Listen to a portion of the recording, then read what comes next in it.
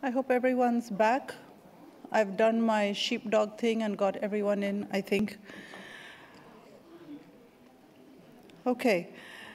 Sheila Black, a woman who writes poetry for women with disabilities, writes, "The old story, the forms that were broken are still here. Now they resemble a buzz, a communion. They provide me courage." So welcome back as we go into the last session of the day, panel 3, mainstreaming intersectionality in strategies for changing judicial systems. Gender injustice is facilitated by intersecting structures of oppression.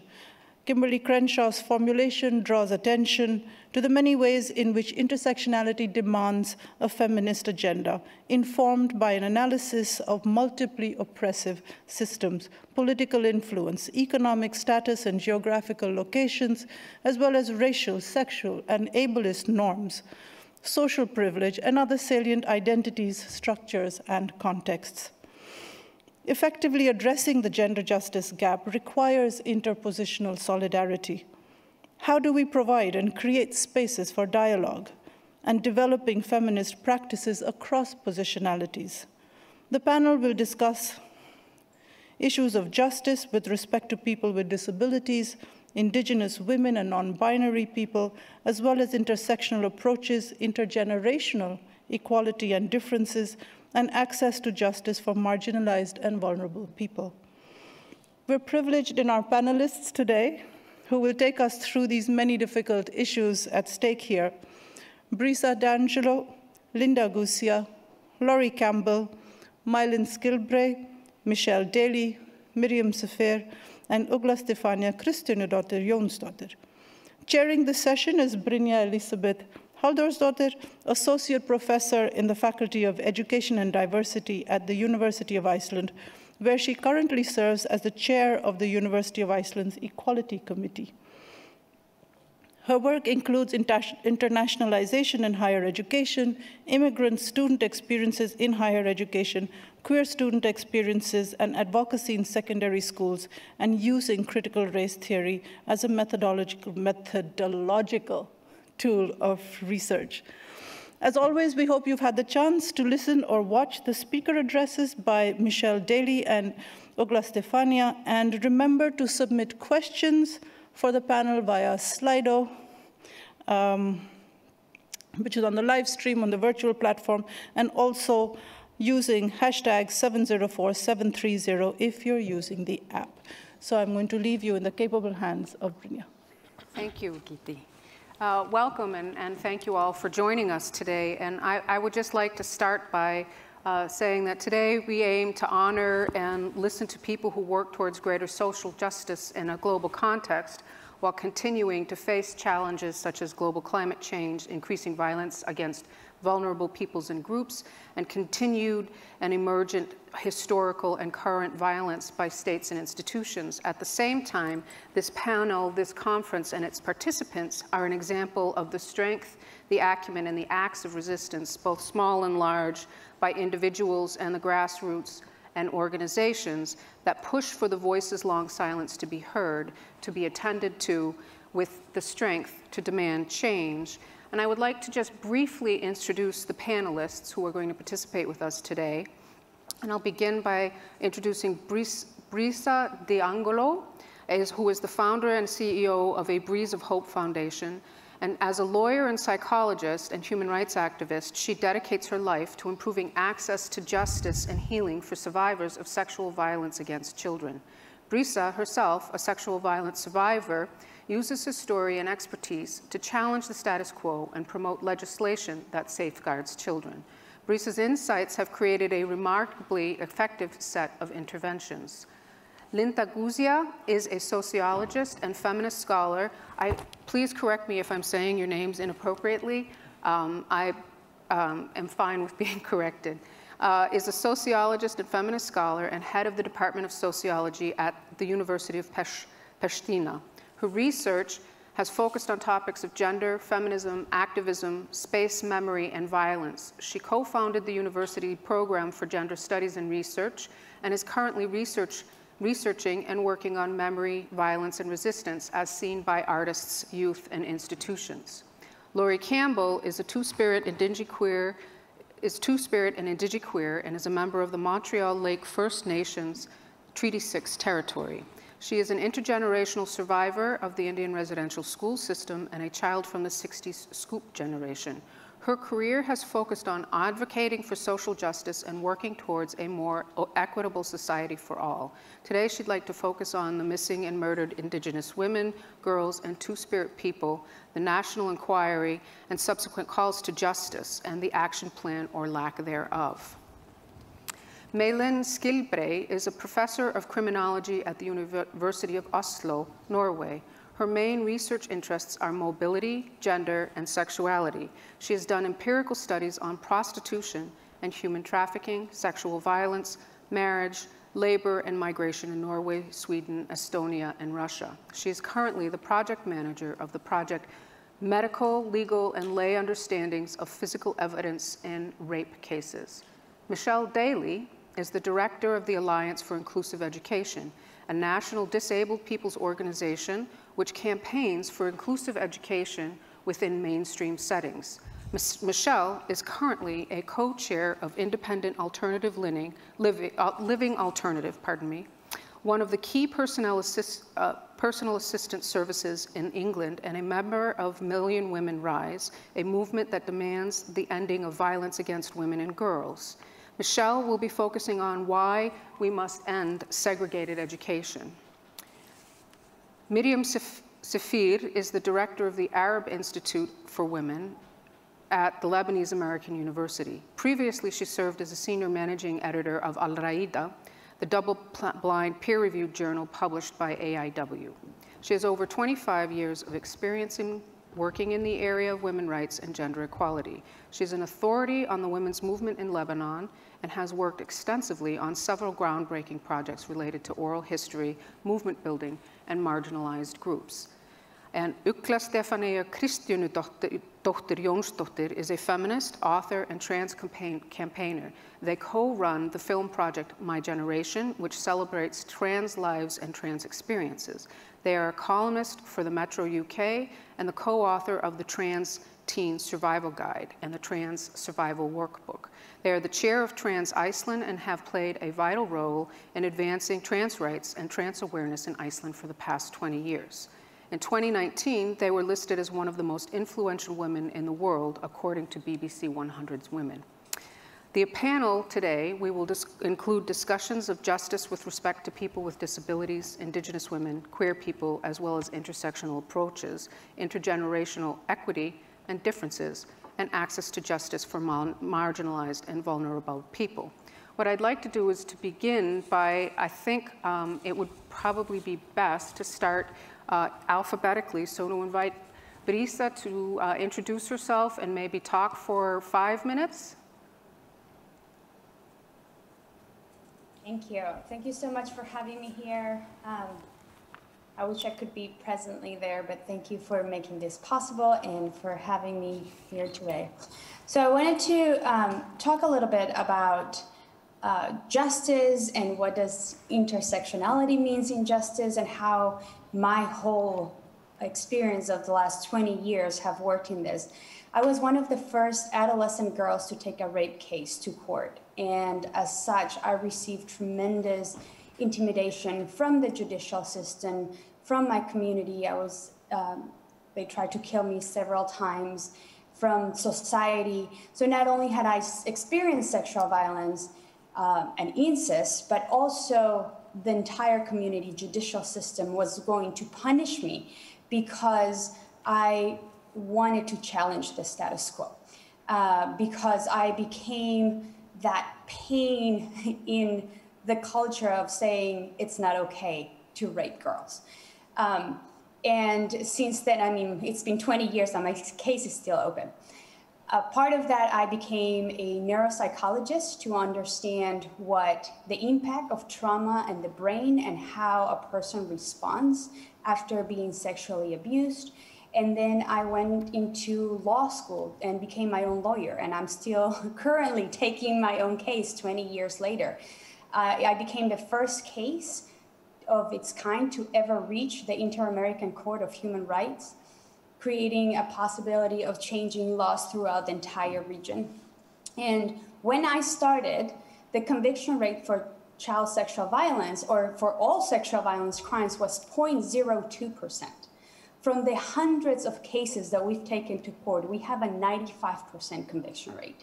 And this just shows that it is possible to work toward girls and justice and to be able to change the dynamics of what's happening to make it accessible. And now it's important to see that the judicial process can be so traumatizing that by the time the girl reaches court, they just don't care anymore. They just want to get it over with. And it's like, I just want to stop doing what I'm doing and I don't care about it anymore. And so just thinking that giving a child a conviction or a survivor of sexual violence conviction is not enough. It's the whole process. How do we make this process to really mean justice in the broader sense, in the restitution of the rights, in putting that person as much as possible in the position that they were before the crime ever occurred? And so one thing that we have been working a lot is with the intersectionality, the transdisciplinary. And I would say that there's 3 things that have made us change the conviction rate from 2% to 95%. We've taken over 2,000 cases of child sexual violence, and we've seen 3 things that really impact this change. The first one is specialty. Not anyone can take cases of sexual violence.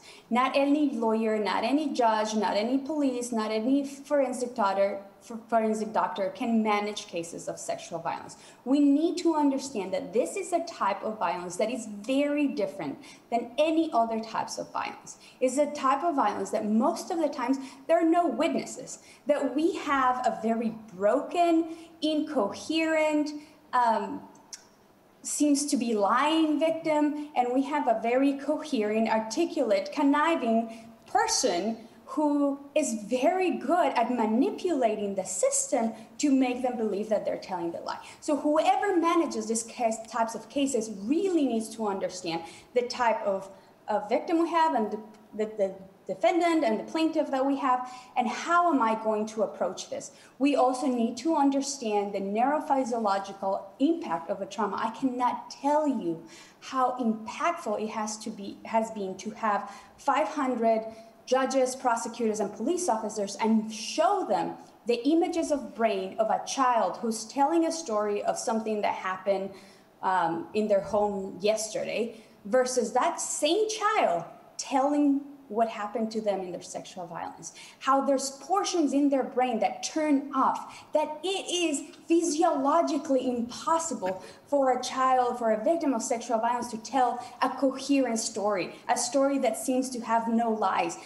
So when you start showing this to judges, I've seen the transformation of them saying, oh my, I've been so cruel to have been putting all this pressure on this person who just suffers such a huge trauma, trying to make them behave like any other case that we have in our courts. So the first thing is we have to have specialized people. They have to be trauma-informed because the judicial system cannot just be about prosecuting the aggressor. It has to be a process where the girl, where the woman can regain their power of their voice.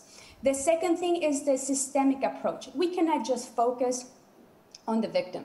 We know that there's primary victims and there's secondary victims. If we work just with a child, we're only dealing with them 1-2 hours a day. They go back to their homes where they live 24/7.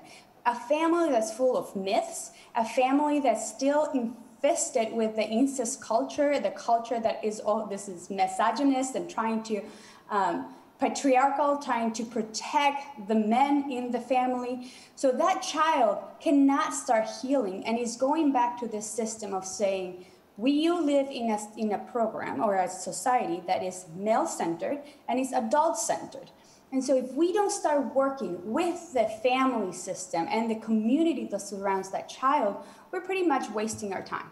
We may be doing great work at therapy, but then they go back home. they go back to that community. So we need to heal that community. We need to heal that family, so that healing process happens while they're with us, but they also happen while they're at home and for the rest of their lives. And so we see that when we work with families, these children and these women have the support that they need to continue the legal process, to continue the healing process. They don't get exhausted.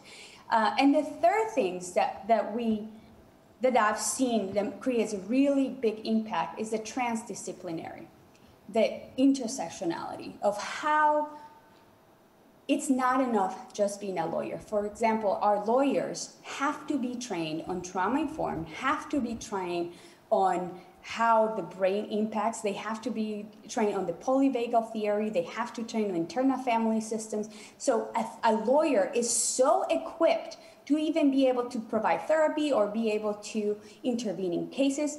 The same thing with the psychologists. They're so trained on the legal system. And so we have been working for the last 20 years on how to equip police officers, judges, forensic doctors, in all these different aspects that transcend their own discipline, so that they can understand the complexity of the issue. It's so simple, it's so easy to simplify it and compartmentalize it and just focus on the justice system, or just focus on making sure that the person is convicted, that we may be destroying the survival in the process. We may be destroying the little bit she had left. And that becomes one of the most regretful experiences. Why did I break the silence?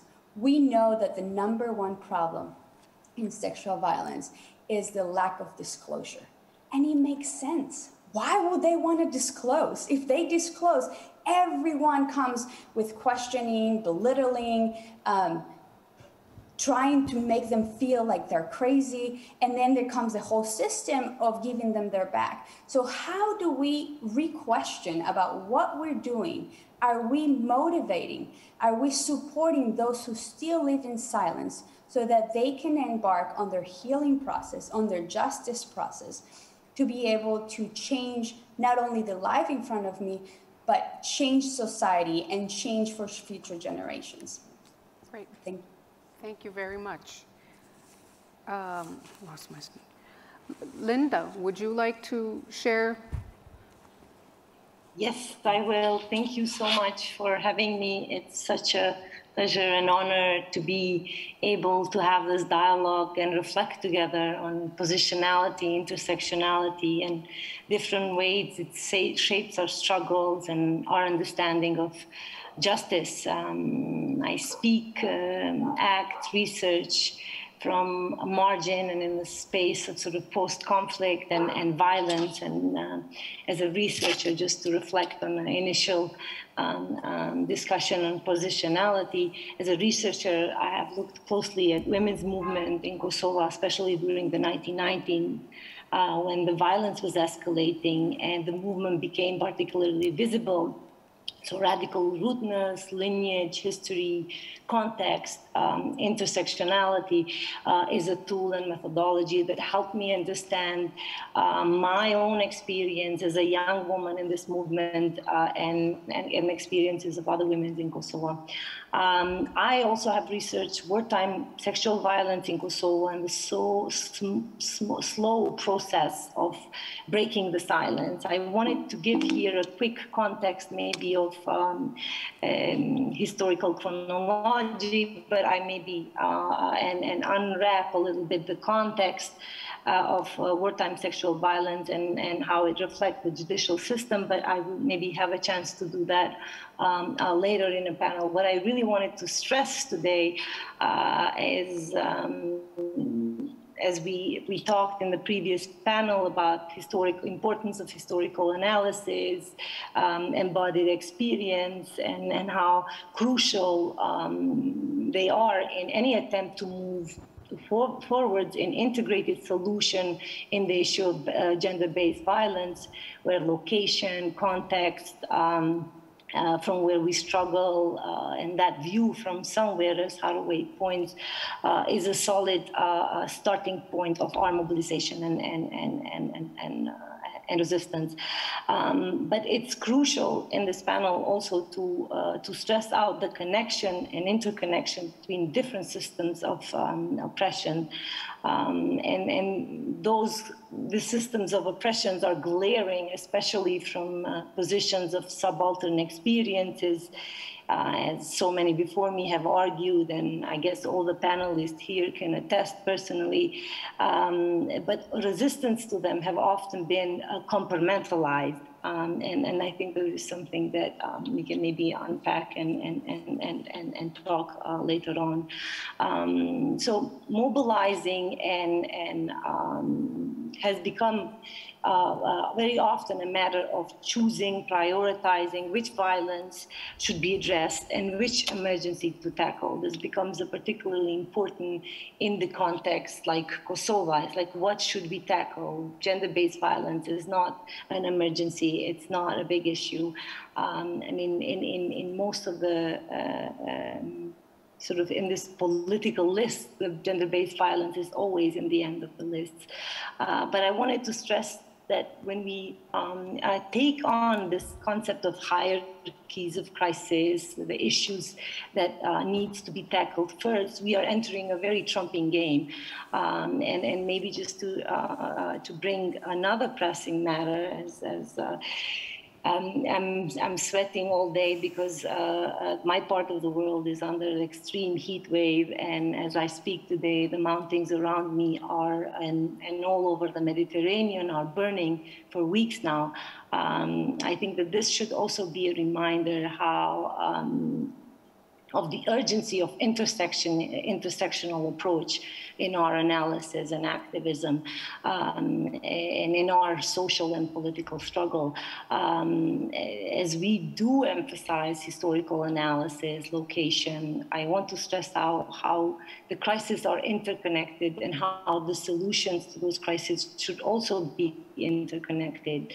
So overcoming this connection and strengthening the strength and seeing the threads of these solidarities, connecting our various issues from various locations, positionalities, movements, and practicing thick solidarity is the only way to confront the current crisis. So I just wanted to maybe just give a very large and structural opening, and then maybe give an opportunity for a dialogue with all different experiences later on.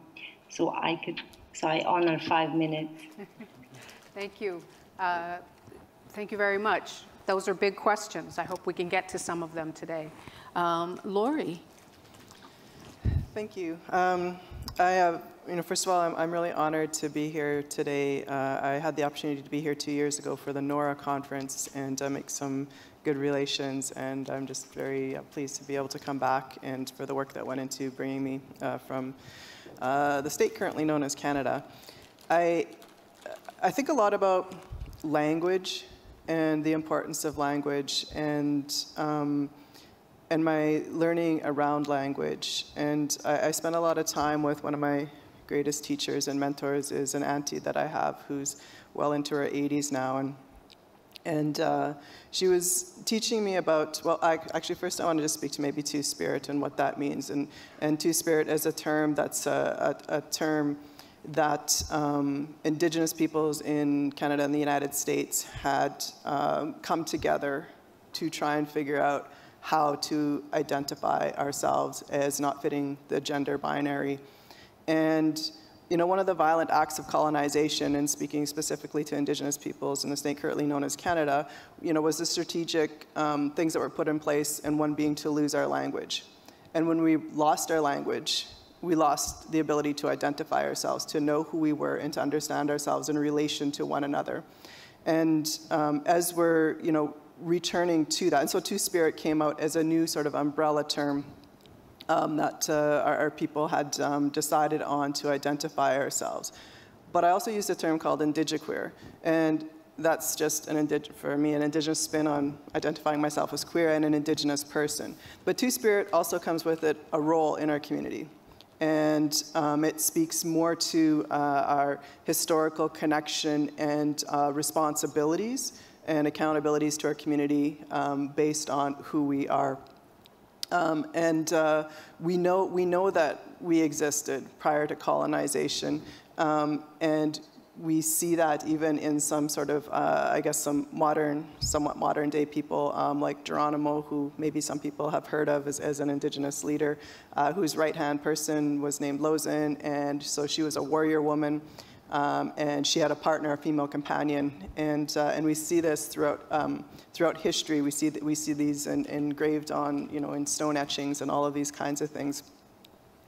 My auntie was talking to me the other day about, when I visited her, about this word reconciliation, and that's a word that comes a lot out of Canada right now about relation to Indigenous peoples and what the government is striving to do, what the police are trying to do, what every institution, every colonial institution is trying to do.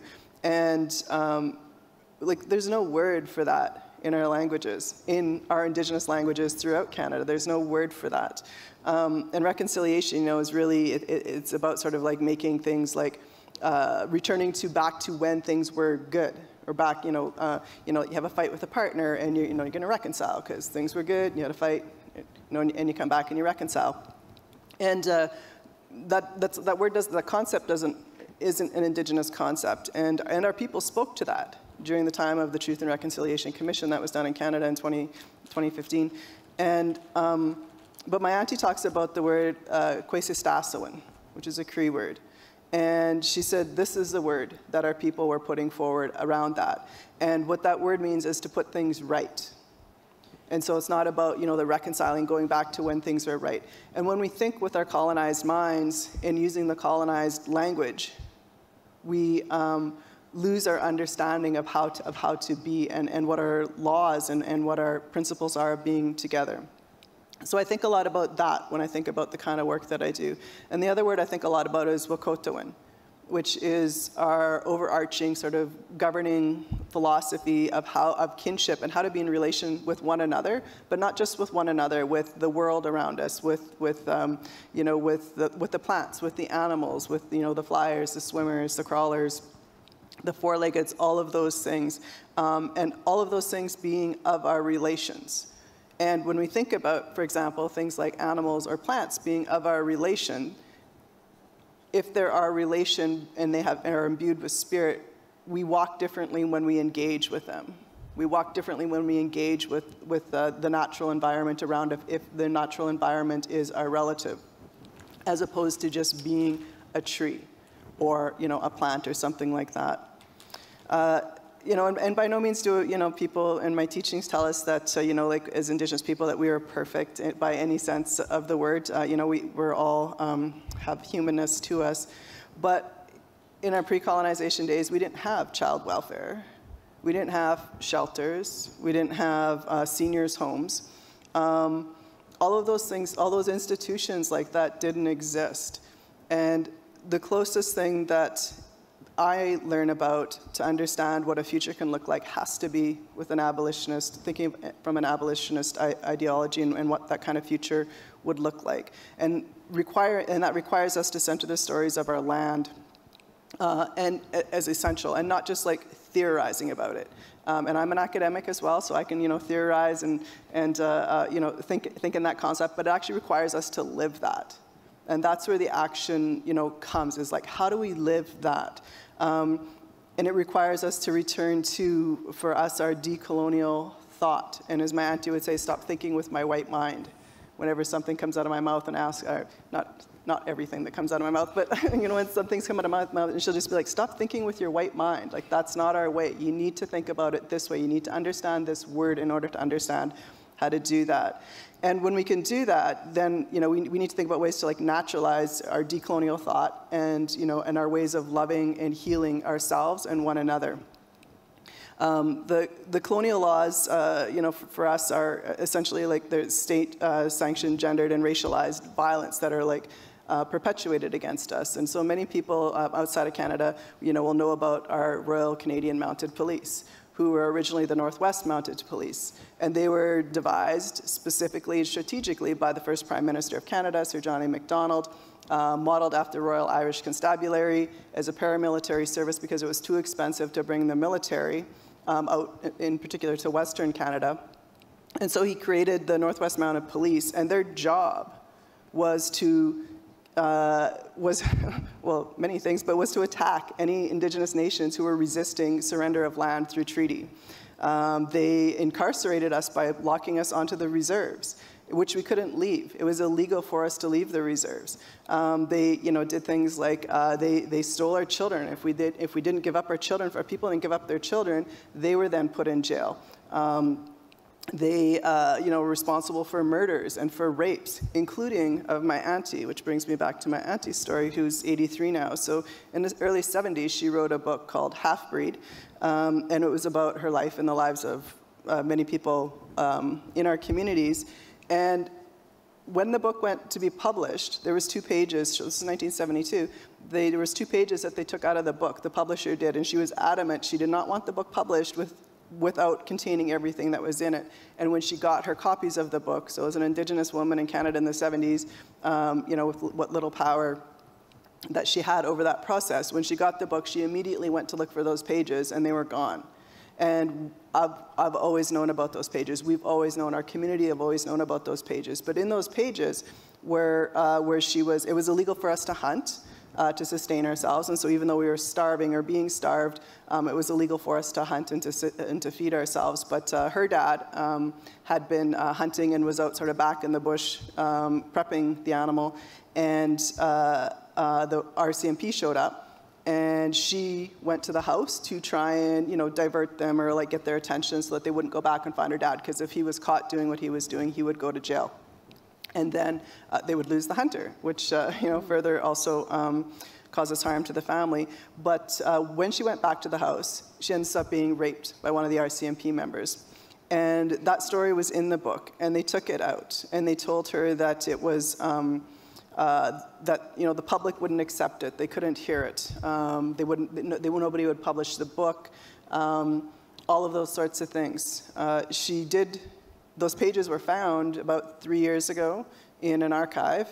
She was told they had been destroyed, but some researchers, Indigenous researchers, found them. And she re-released the book last year with those 2 pages in it. But it speaks to, there is no reforming the police system. Its foundation has always been, in Canada in particular, and what I know best, has always been about violence towards Indigenous people. And so when they keep trying to reform things, all we need to do is look at our research and our statistics if we need that to make things valid, which we don't. But we're exponentially being incarcerated, being violated. The reforms are killing us at higher rates than even where things were originally. And of course, present day, that terrorism looks like surveilling us, coming into our schools, coming into our communities, and still sexual violence that occurs to us, and how they're taking up their work with or not around murdered and missing Indigenous women. And I'll leave my opening there. Thank you. Great, thank you very much. May-Len. Yes, thank you. I want to thank the organizers for inviting me and for my co-panelists for sharing their experiences and thoughts.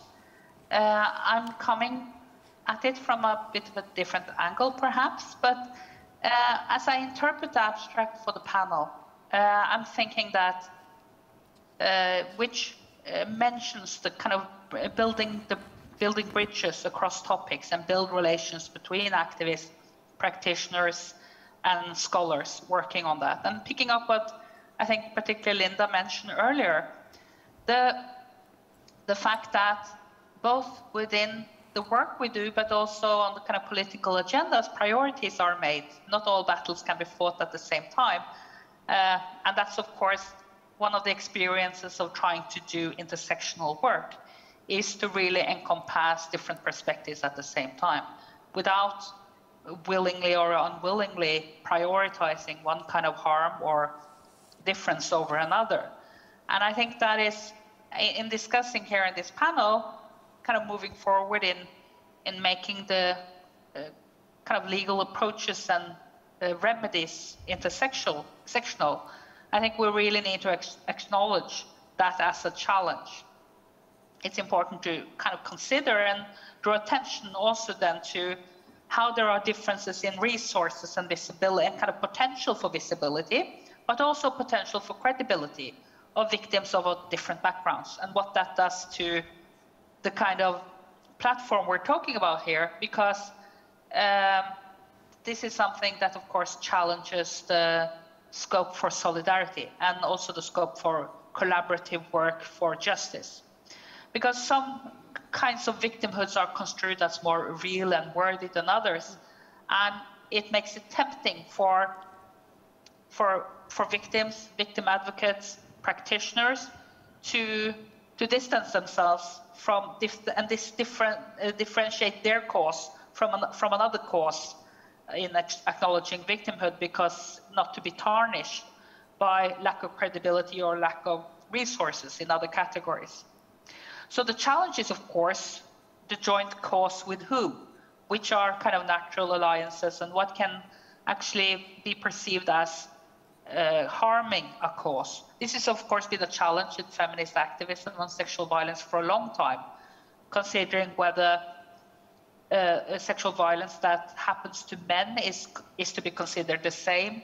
Do we join forces with male victims, or is our fight a different one? And also, of course, other types of categories of victimhood, or that things, groups, people, differentiations that people make of people into different categories, either gender, sexuality, all kinds of backgrounds. So this danger of the kind of ideal victim construction also impacting on activist, practitioner, scholarship strategies, I think is something really to be taken seriously, because I think that is something that stands in the way of working together and to build solidarity, and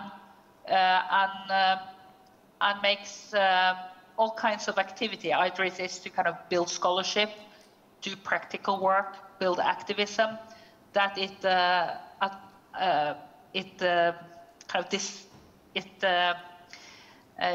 takes apart something that could perhaps be much more powerful together. But maybe there are also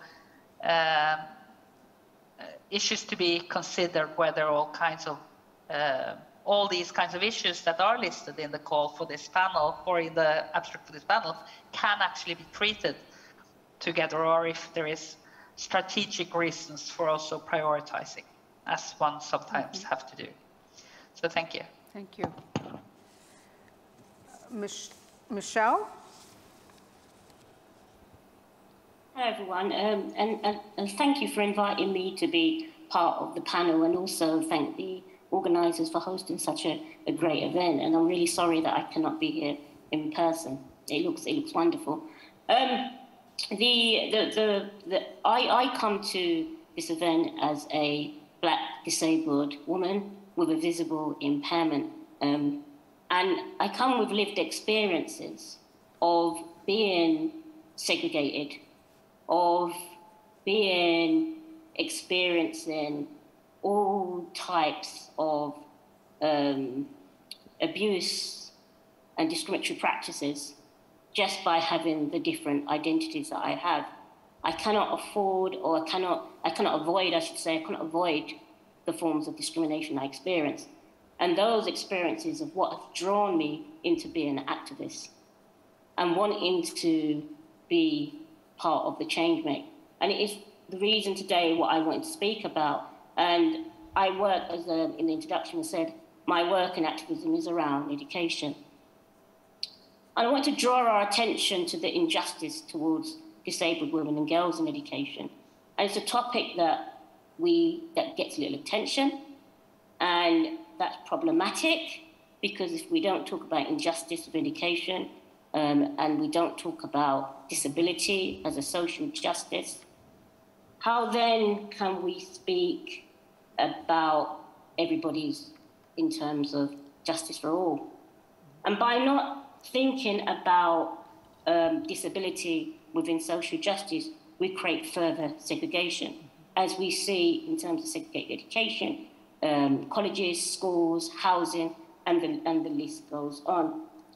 I wanted us to think about today in our conversation is to really get deep and really think about what we are talking about when we speak about justice. Who are we including in that? So some of the things I highlighted in the video that I done was talking about how segregation reproduces other forms of discrimination, such as sexism, racism.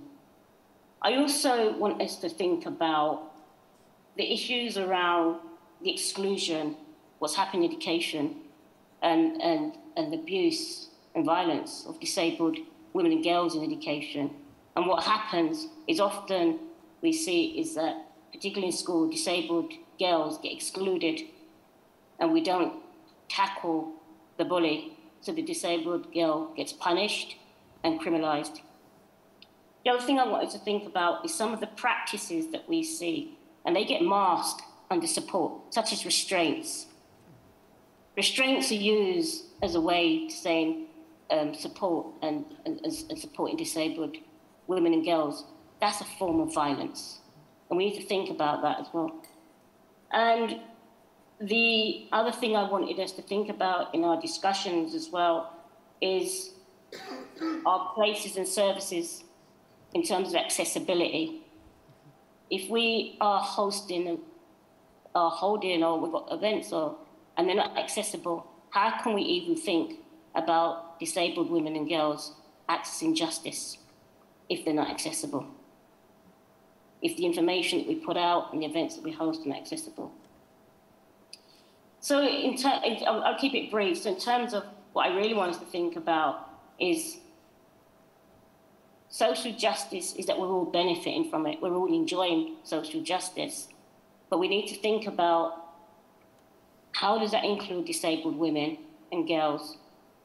And how do we, as activists, demand for the abolishment of segregation in all its forms?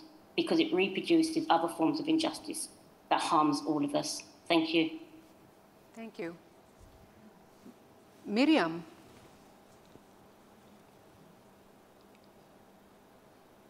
So good afternoon, good evening, and good morning to all of you. I don't know in which geographical locations you are. So thank you for the organizers for inviting me to this very important dialogue. And I'm very glad to be showcasing the Lebanese experience. So I'm coming from a region and from a country that's now suffering from multiple crises. Despite all that, I will discuss the feminist demands of the October 17 revolution that took place in Lebanon and the importance of feminist mobilization and putting forth an intersectional agenda and demand. So it seems a very long time after everything that has happened in Lebanon and is happening that I'm talking about the October 17 revolution. Today actually is a day of mourning for us because yet another explosion after the huge Beirut blast took place 2 days ago in an area in northern Lebanon where 28 people were killed and 100 were severely burned and gravely injured. And this comes at the time when everything's happening in Haiti, Afghanistan, related to gender rights, etc. And this explosion was due to the negligence of the ruling political elite in Lebanon, just like the Beirut blast. Hence the importance of fighting corruption, organizing collectively for a better Lebanon, and the importance of feminist mobilization and putting women at the driver's seat. So the October 17 revolution was a turning point in the history of gender justice, and it rightfully earned the status of a feminist revolution par excellence in Lebanon. The revolution had clear gender dimensions with specific demands for gender equality and women's rights. So along with the quest to bring down the corrupt ruling elite, many feminist groups were focused on toppling the prevalent patriarchal power structures that render women and marginalized groups second-class citizens in Lebanon. And among the key women's demands during this revolution were the call to replace family laws with a unified civil law that governs all citizens, irrespective of their religious identity, and a civil law, and that includes legislation that condemns both rape and early marriage, gives women the right to initiate divorce, protects women against domestic and gender-based violence, enforces clear custody laws that prioritizes children's well-being. These feminist demands also called for the imposition of a quota for women in parliament and the cabinet to ensure fair female representation and participation in political life, amending the nationality law, like was previously said, to allow women the right to confer their nationality to their children and husbands, and also the obligation to respect, protect, and fulfill women's sexual and reproductive health and rights, sexual orientation, gender identity, and expression.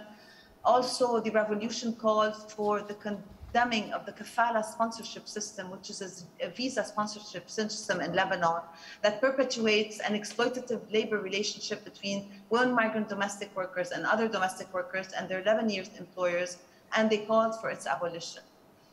So basically, the traditional focus on the rights of Lebanese women and girls was overturned as a result of the revolution, simply because the depoliticization of feminist demands in favor of singular issues related specifically to Lebanese women was no longer viable.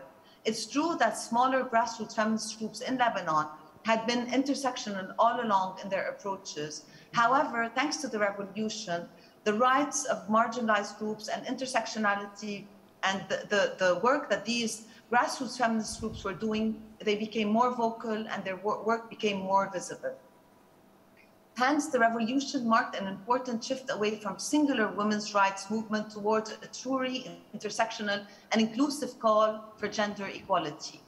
With the call for intersectionality, and given that this call of intersectionality has sometimes been present, intersectionality in practice was very inconsistent. But in the moment of the revolution, the rights of marginalized groups like migrant domestic workers, the LGBTIQ community, refugee women, were not simply added to an existing list of demands regarding women's rights, but were organically at the core of the revolution's demands.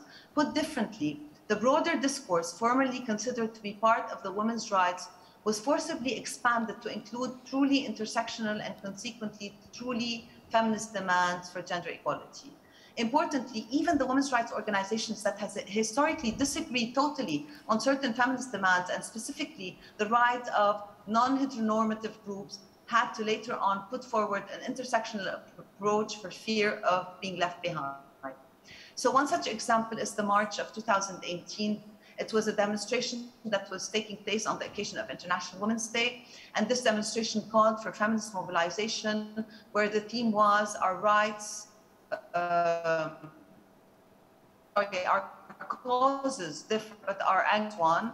And due to infights between actors within the traditional women's rights movement and newer grassroots organizations on the issue of the LGBTIQ community and LGBTIQ active decided to demonstration continued without them. So as a result of the revolution, the traditional women's rights group realized that they need to definitely go by what the general majority wants. And I'm not saying that the picture is rosy, but things have been changing. And I've observed notably a lot of changes happening on the ground as a result of this revolution, in terms of like women taking the streets alongside men, sleeping in tents in conservative areas in Lebanon, observing the chants that took place in the revolution that openly called for sexual rights, countering harassment in all its forms, the importance of sexual pleasure, and those were taking place on the streets of Beirut. The rights, and on other streets in different areas in Lebanon, the rights of trans individuals and freedom of sexual orientation and gender identity and expression. Such changes, I reiterate, marked an important shift away from normative narratives about the women's rights movement towards a more inclusive call for gender equality. And those chants, some of them, the more progressive ones regarding the LGBTIQ community, of course, were only taking place in Beirut and not in areas. Unfortunately, the revolution lost its momentum after Lebanon was plagued with compounded crises, the COVID-19 global pandemic, a debilitating economic financial crisis that is still now exacerbating everything related to our livelihood. So we don't have no electricity, we have no fuel. a lot of somebody was talking about the heat. We are in a heat wave as well, and there's really electricity, maybe 1 hour a day. We're relying on generators, etc. To topple all that, the Beirut port blast that happened 1 year ago, it was a blast that claimed the lives of more than 220 victims. It injured 6,000 others and displaced 300,000. And well, people's hopes changed and were shattered. And unfortunately, the recovery plan that followed the Beirut blast failed to mainstream gender in the strategy put forth. And as a result of feminist activists and women's rights organizations in Lebanon openly criticizing this reform plan as gender blind and stressing the importance of gender in recovery and calling for including gender specialists and experts in the decision-making bodies, some things have changed. So 46 women's rights organizations and feminist organizations came together and drafted the Charter of Demands by feminist activists and women's rights organizations in Lebanon. This charter has called for putting feminist groups and women's rights groups at the heart of the response plan, especially that the area that was mostly affected was area whereby refugee women were living, the LGBTIQ community, migrant domestic workers, etc. Of course, it impacted a lot of people, but marginalized groups were impacted the most. So this Charter of Demand called for, as I said, demanded the aid to be channeled to civil society organizations and delivered in an equitable and just manner. It demanded recognizing and addressing gender inequalities and ensuring that the needs and priorities of all marginalized groups are taken into consideration, and that the process is transparent and subject to due diligence, as well as clear accountability measures.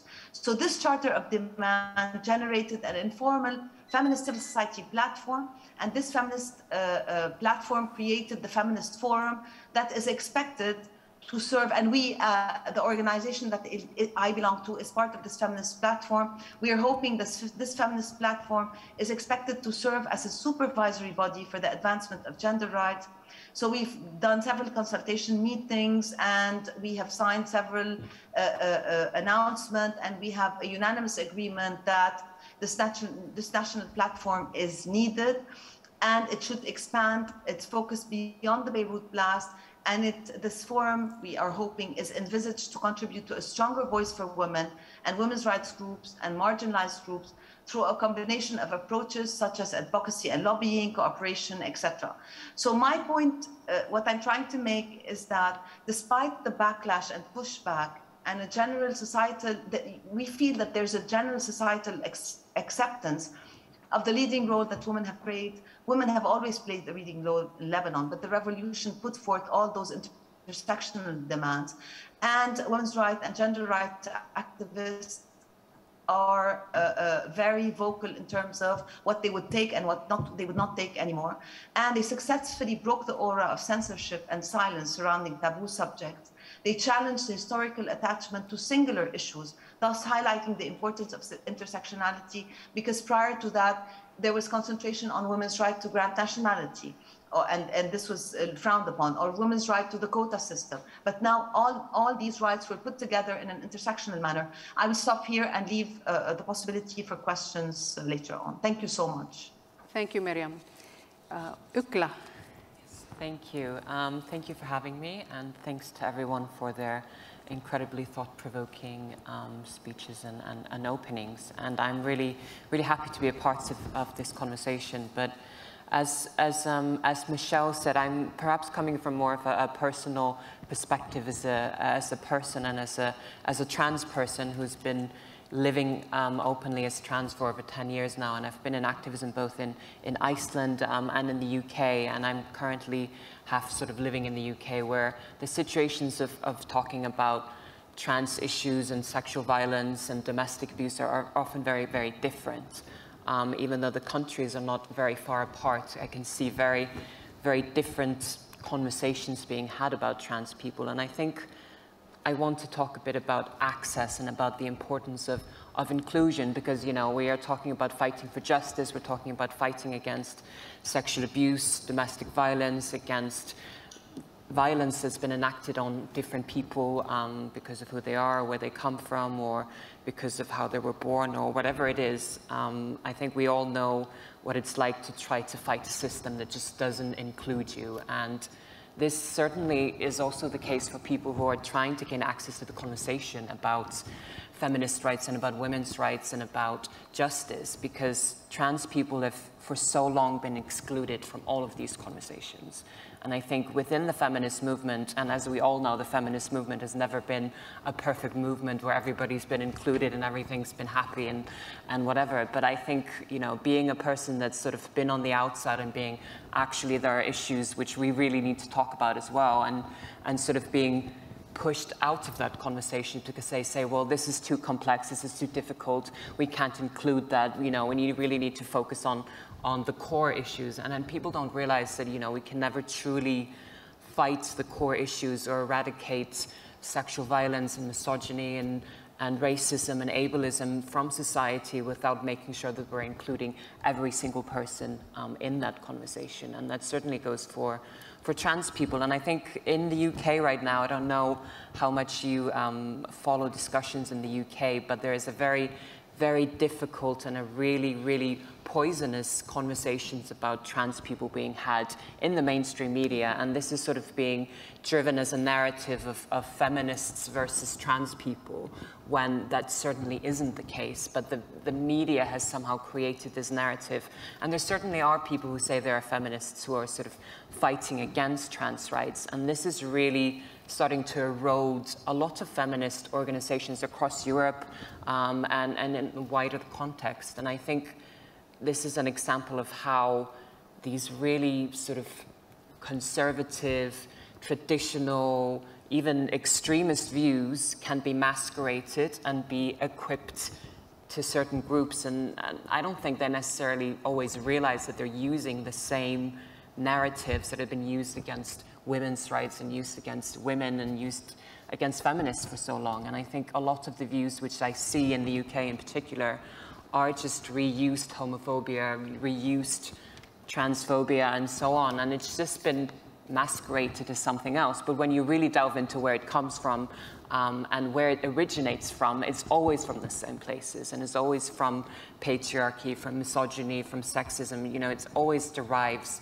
from the very, very same spaces and same spaces of oppression. And I think the same goes for any group. We can always sort of trace it back to the exact same things. And you know, it's really interesting to see how these things can be masqueraded. And that's why I think when we're talking about justice and when we're talking about equality and equity, we need to be able to identify these things within our own movements as well. Because when we talk about seeking justice for sexual abuse, trans women in particular often can't even access rape crisis centers or places that are supposed to help them because they're being excluded and because their womanhood is being put into question and their experiences aren't being seen as valid as other people's experiences.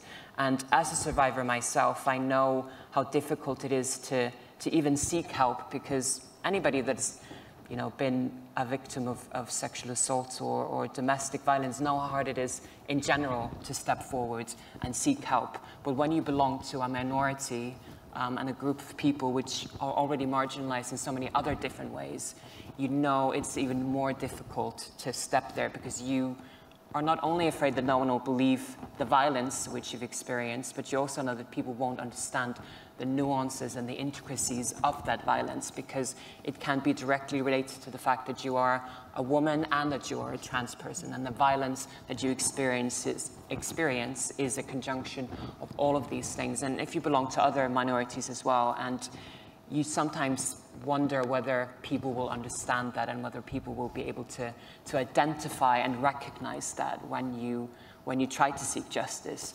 And I think it's really important that when we're talking about these issues, that we're trying to make it as accessible as possible in every sense of the word, and that we're making sure that every single person that wants to seek justice or that wants to live their lives can do that. And for that, we need to be able to have different people running, being there and being in charge of these things. And we need to be able to get those groups together, and we need to be able to reach out to those. Because when we say, you know, of course we're open to everyone, a lot of people know what it's like not to be included in everyone.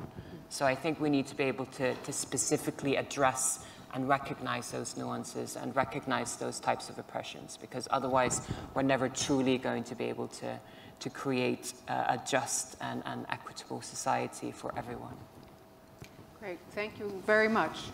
So what I think I'm going to do is I was going to go quickly over some of the words that sort of stood out to me, or the terms that people have used in their presentations, because I think that in that way it sort of brings the conversation together by beginning of looking at, for example, the idea of trauma and the trauma that we experience through this violence, and how it can be both currently and then historically, and has to be historically contextualized. And we have to be able to have these conversations about sort of the systems of oppression. It's not, we often get involved in the individual, and several of you have talked very clearly about that we're actually working around systems of oppression. And one of the things that really struck me was Laurie's use of the term "put things right." And I really I liked that sort of way of thinking about it, instead of us reflecting backwards, of putting things right, coming into it, if I understood correctly, coming into it in the now and keeping going, even though we have to take in account of this historical aspect. And May-Len brought up the building of bridges, and I think this conversation, when I stop talking, will become the opportunity for us to begin to build these bridges. And maybe we can do that by starting with the question that Michelle brought up, which is, what do we mean by justice? And again, what all of you have brought up together is who's included in what we mean by this term justice. And I think I'll leave it there, in that maybe we can start with that. What do we mean by justice, and who is included? Because we're all very diverse, but at the same time, a lot of what we're talking about is intersecting. And so for us, what does it mean? What does justice mean in this context? And as advocates and researchers, what do we mean by that? Please raise your hand if you'd like to start answering. I don't know that I want to go this whole circle and put everybody on the spot.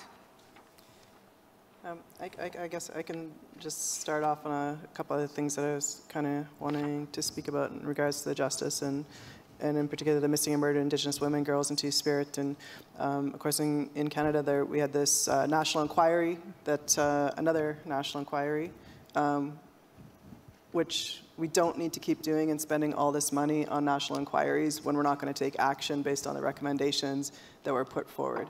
And I was reviewing the plan that came out.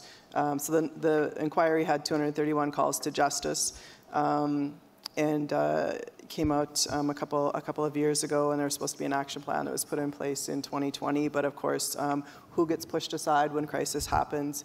COVID comes out, and nothing is done about the ongoing genocide, which is what the National Inquiry found. And more people were arguing about whether or not it was indeed a genocide in Canada that is still current, versus actually what came out of the calls to justice. And when I was reviewing, so they did release a plan in the last couple of weeks, and I was reviewing it on the plane ride over here, and it was referring back to the recommendations that had occurred earlier, but the steps that they've outlined in the plan actually do not look at anything systemic. They do not look at, in the plan, sorry, in the calls to justice and in the report, the Royal Commission of Aboriginal Peoples reports in the early 90s, mid-90s, some of the very specific things were about, the policing as an institution and how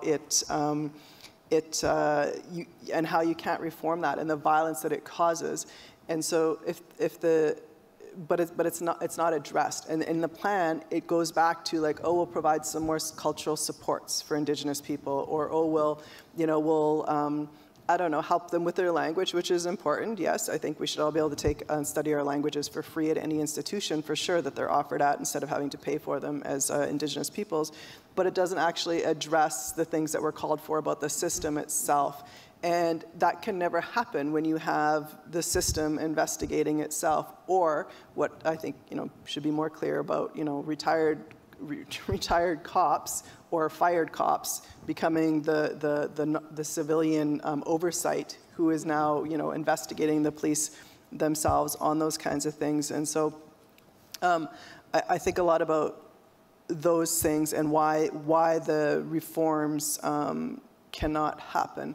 I also just wanted to mention too, we talk, my auntie in our communities, we talk a lot about remembering that we're more than our trauma. And because there's benefit for the institutions to keep us in our trauma. Our old ones told their stories about the residential school for the TRC, the Truth and Reconciliation Commission, so that we don't have to, so that the next generation does not have to. And the next generation of youth that I spend most of my time with, they just want to go out there and do action. They don't want to be called on to have to keep telling these stories of trauma. Our old ones did that so that we can do something else and take action. And so there's constantly that fighting against the system that was mentioned earlier. We have to continue that resistance, continue refusing the naturalization that is the way that things need to be. And we need to be in all, I do believe also that we need to be in all spaces. I did run in a federal election in Canada in 2019. The media latched on to apparently that I was the first Two-Spirit person to run in a federal election. I don't even know if that's true or not, but the media like to tell their own stories and create their own narratives rather than thinking about what it was that I was bringing to the table. But we do need to be in all places, because the truth of the matter is the institutions aren't going to be abolished in an instant. But we need to be in those institutions and organizations, the social work profession, the policing, the post-secondary, all of the spaces. And in order to do that, I often think about, with my teachings, about harm reduction. And how can I cause less harm to my people by working in the university? And is in every decision that I'm making, is it actually working to, and be conscious about it, to further assimilate and colonize my people, or is it actually a step towards allowing them to be unapologetically Indigenous in thought and practice in their scholarship and studies? And that's my decolonizing work is unique to me and to my people, and we all come to that from different places, and we have to recognize that, and we need to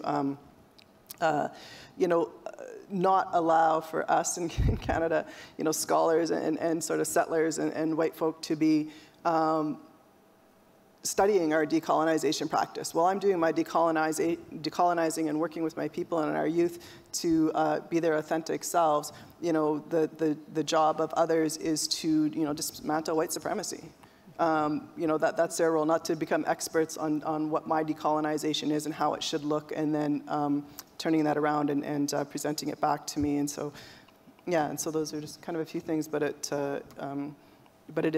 practice and knowing what we're bringing to the table and what we can offer to move closer to abolition. Michelle? If I missed somebody else's hand, just let me know. Okay. No, I think Brisa was first. Okay.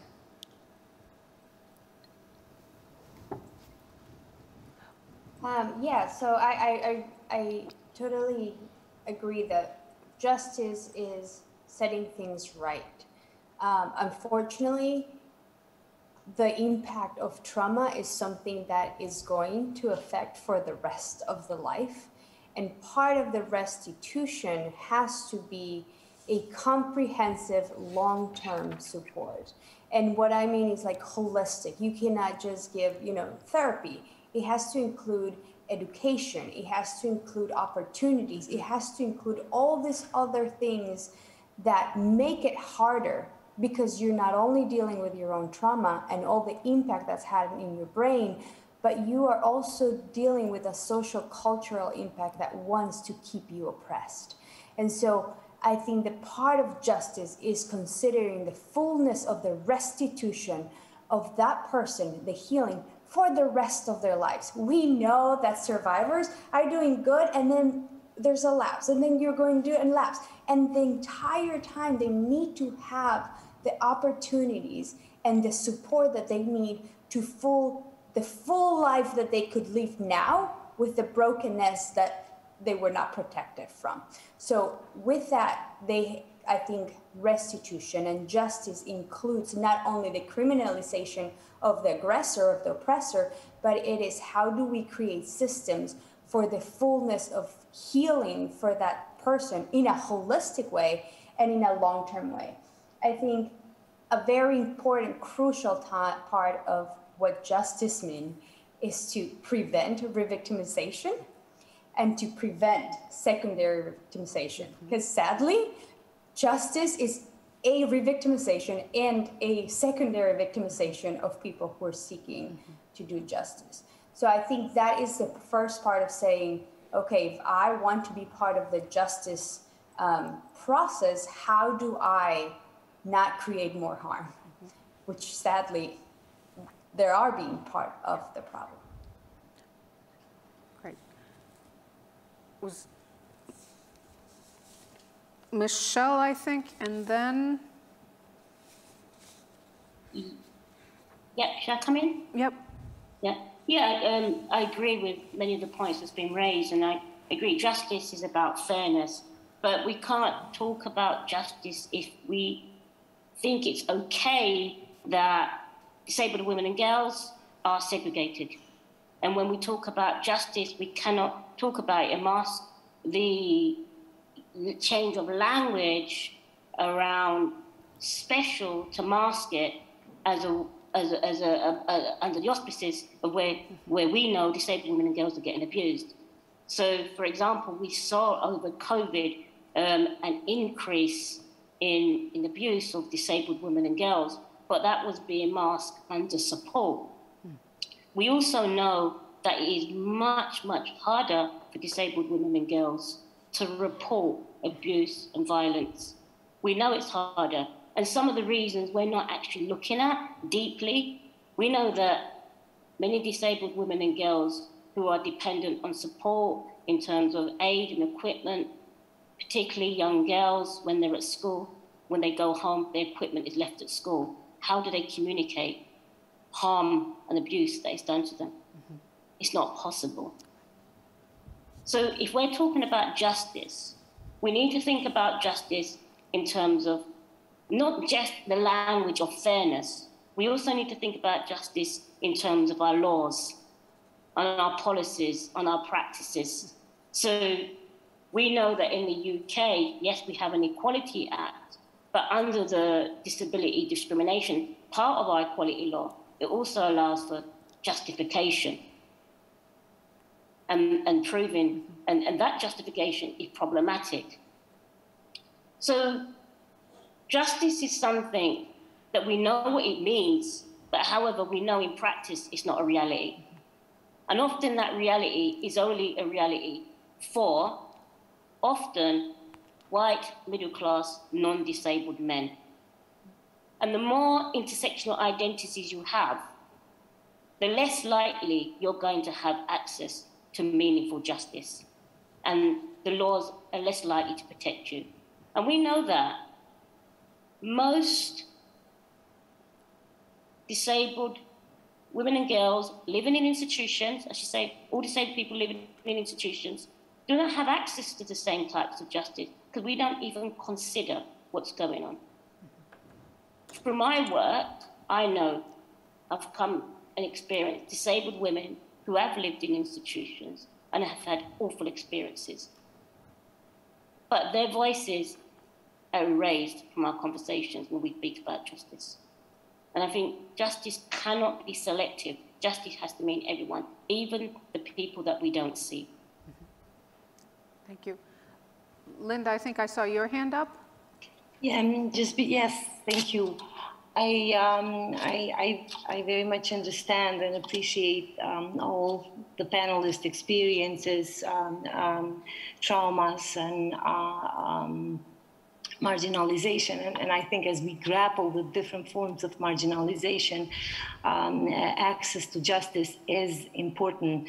But I only wanted to stress out also that I think as feminists, we don't want just a seat on the table. Just to maybe it's appropriate for intersectional panel to quote Audre Lorde, the master's tool will not dismantle the master's house. So I think that what we really want is a more structural changes. So not just a seat on the table, not just participation, not just recognition, just looking at this long battle, for example, of survivors of wartime sexual violence in Kosovo. A recognition was important to them, but it's also creating structural changes that allows for a decent life, that allows for possibility to do a more structural change and to unmask all these structures of oppression that make this possible, this violence possible in the first place. I think that it's very, very important when we do our intersectionality to see how these different colonial, imperial, capitalist systems interact and create and produce this violence, and how these matrix of violence will work, of course, differently for all of us, wherever we are located. But I think that the seat on the table is not enough, because I think that we really need to change the system. Yeah. Maybe I'm saying the obvious here, but maybe get rid of the table entirely and find some other way that we can actually engage in some kind of dialogue that brings everybody to that space, perhaps? Exactly. I think that coming together and changing the table and changing the rules is something that is necessary where we are today. Anyone else? Ugla, Miriam, or May-Len? I have my hand raised. Okay. It's Miriam. Yeah. So I just want to answer, I agree fully, remove the table, but in the context of Lebanon, unfortunately, as you might well know, we had a bloody civil war. And as a result of the revolution, and because of the confessional system in Lebanon, a lot of infights happened on the level of like sectarian infights, and any minute they threaten us with the eruption of a civil war. So as at the time of the war, women took the streets calling for peace and calling for making decisions alongside men at the time of the war, simply because they used to decide on everything. And now with the revolution, given that women were fighting hand in hand with men on the streets, the demand for them to have a space in terms of the decisions that are being taken, and for the war not to happen again, especially that we're 18 different religious sects, is something that needs to be discussed. I loved what was said about justice cannot be selective. People we do not see. I agree with that. And I agree that if we're going to be feminist and we need to act and employ our feminism and put our feminism to practice, we need to all incorporate that in all the work that we do. Thank you. Great. We have about 6 minutes, unless we're okay to go over a little bit. Okay. If May-Len and Ugla, I'm trying to make sure, yeah, would like to chime in. Yeah, May-Len. Yes, just wanted to remind of a point that Claire McLean made earlier in the online presentation she put forward for this conference, that it's important, while we're talking here of revolution and the need to remove the table, we need to think in both strands here and think in the ruling system, in the way the kind of traditional criminal justice institution works, and how that is what it gives access to recognition and remedy and justice today, how can we, is it possible to combine, is it possible to both revolution and revisions, so to speak? Mm-hmm. I think that is kind of a challenge also that May-Len mentioned earlier, that it is a tall order to do away with this kind of, and not relating to how people want remedy for their harms through the traditional apparatus and to claim the right for a better inclusion in that, at the same time as working against the system, working for a revolution, and not only for a way to tweak some diversity into the already existing system. So it's also something to consider. One of the things I think about when I think about that is the resources, right? How many, like we spend in Canada so many resources that are on the reforms and the revisions. And so when we come forward and say, no, just give us the resources to do the things that we know that we need to do to keep our communities well and healthy, and then there's that conversation of like, well, we need to work on our revisions. That's where the majority of the resources go. And how we get included in that is they'll put together a table and invite us to inform, you know, their revisions, but then they will take those revisions and look at them through the colonized lens of their systemically racist organizations and pitch them back at us. And we are still left on the side of the road without having the resources to be able to organize, and as mentioned earlier, because we're so busy just trying to survive, and you know, that it makes it difficult to organize on big levels in that regard. And so I feel like, you know, there's been enough of some of the revisions and reforms, and you know, now let's try something else. Hand over the resources. I think, you know, I agree a lot on that aspect. You know, you're just busy trying to survive. And when you're busy trying to survive and there's people telling you, oh, we need to do this and this and first, and you're just like, well, I already know what we need. So why can't you just give me that? The power is always kept away from you to be able to make any meaningful change. And I think that's a lot of the problems, which I see in the UK a lot. You know, we see people talking about doing revisions, and I think my mic might not be working. Thank you. Yeah, and I think in the UK about trans rights in particular, we see a lot of, you know, we need to have some sort of an inquiry, and we need to ask people's opinions about these things. And usually we're asking the opinions of people which are not affected by these issues at all. And we're not going to be able to actually make any change that way. And I think, you know, as trans people, they, you know, make up a lot of the homelessness population. They have trouble getting access to healthcare. They have trouble doing real things which people do every single day become really difficult for them because of who they are. And I think, you know, when we talk about justice, or when we talk about making change, we can't just try to tweak the system that hasn't been made for us. You know, there is no way for trans people to create meaningful change within the system because it wasn't made for them in the first place, for example. And I think that goes for a lot of other groups, and there needs to be a different way of creating that change, because the way we're doing it now has helped and has made change, but it hasn't rooted out the systematic problem that is there. And it probably won't until we are able to abolish it and rebuild a system that works better, in my view, anyway. When I think about the social work as well, you know, and in this plan again was like investing to like increase the education of social workers.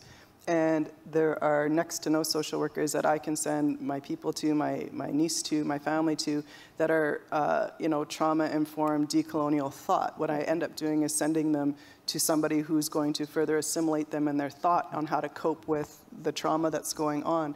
And those resources need to go to invest in our people, having opportunity to build that, and then to work with our own people, instead of the elevating the careers and trying to increase, you know, the education of those who continue to colonize and cause harm for us.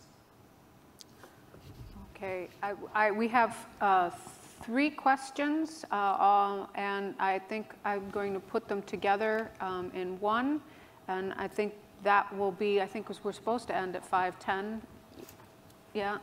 I think that'll be the end of the panel, and it's Brynja asks, how do we attract funding to promote justice for women and girls with disabilities?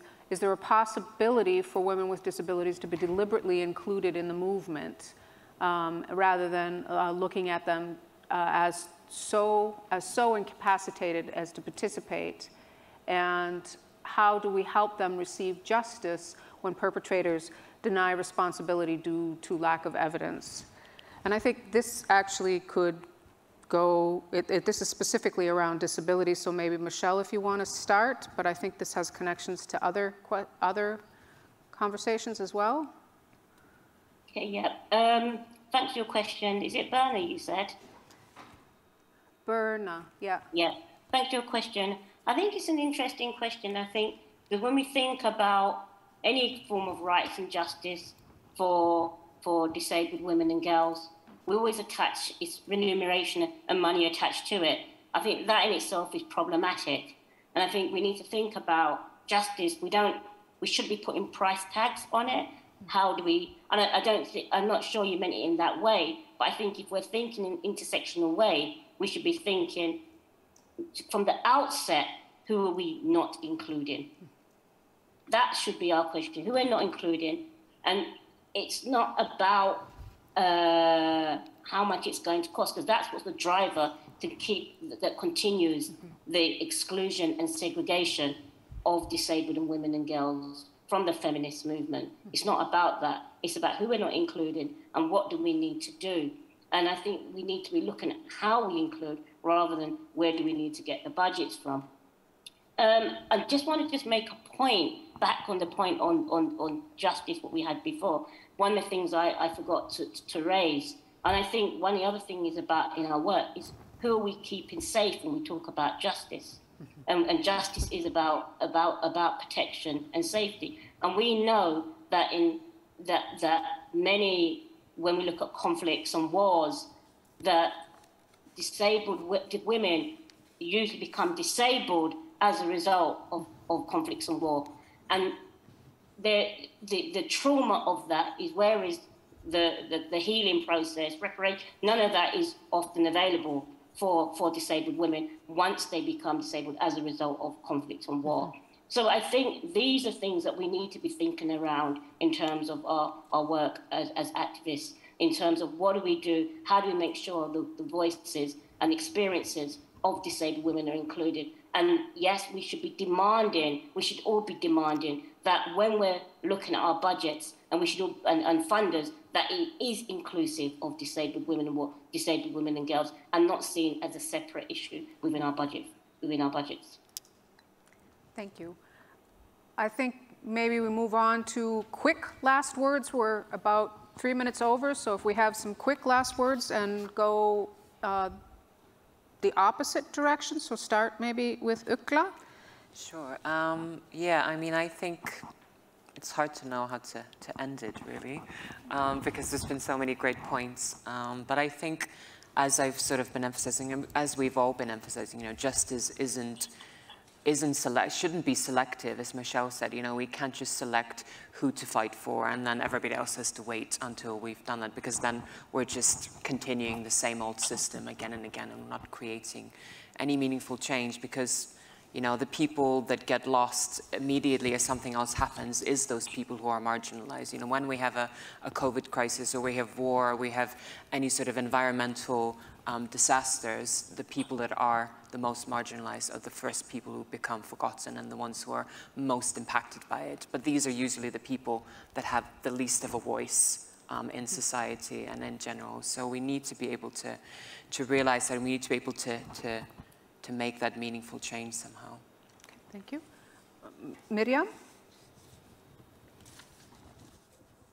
Well, when we talk about justice, especially within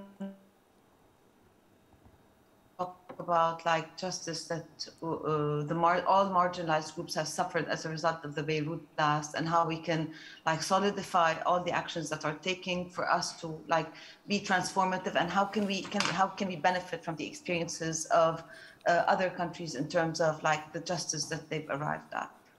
Okay, thank you. I'm trying to remember. Michelle? You want me to speak again? You don't have to. if you feel like you've said your piece. Sorry, can you just repeat the question? Just sort of any last words. Yeah, definitely. I think we must be demanding for our justice, and as feminists and activists, we definitely need to be ensuring that everybody's voices, including that. And as I repeated before, we must also be demanding for the ending of segregation in all its forms, and ensuring that it's not selective about who we believe should be part of our society. Okay, thank you. May-Len? I just want to thank you for the kind of input you're all given, and definitely food for thought. So nothing more to add. Thank you. Laurie? I think, just going back to where I started, Kwesistasuan and Wakotoan, and thinking about, how to be in good relations with all that's around us within that circle, doesn't allow for injustice, and to how to, put things right. And that can only happen through, an intersectional lens. And yeah, thank you. Great, thank you. Linda? It was wonderful to participate and wonderful to dialogue, and what is most important today is to connect and to find these solidarities among sort of our different experiences and different positions. I think that intersectionality teaches us to connect and to forge bridges and solidarities between ourselves, and I think that's the most important lesson that we can learn from in our quest for justice wherever we are. Thank you.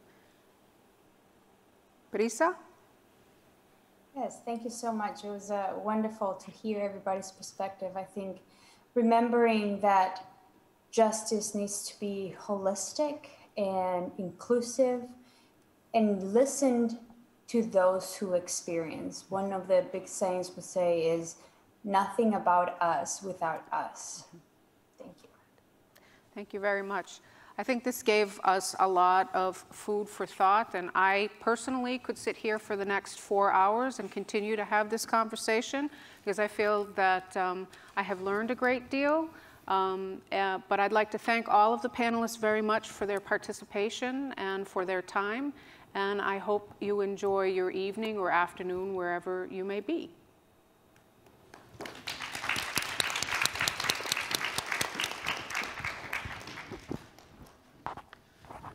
I know I speak for all of us when I express my gratitude and respect for all our panelists, our chairs, our audience, for giving us your experience, your perspective, your time, your energy.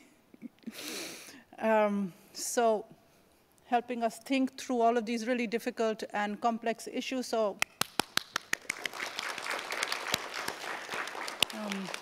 and also I would like to thank our fabulous tech team, who have pretended that time and space does not exist and have connected people around the world so wonderfully and smoothly together. Thank you.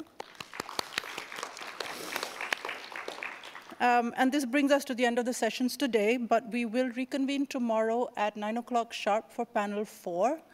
And there will be another very welcome 10-minute break, and then we'll go into the plenary session, which will last for 1 hour, and we will end at 12. So thank you, everybody, and see you all here tomorrow.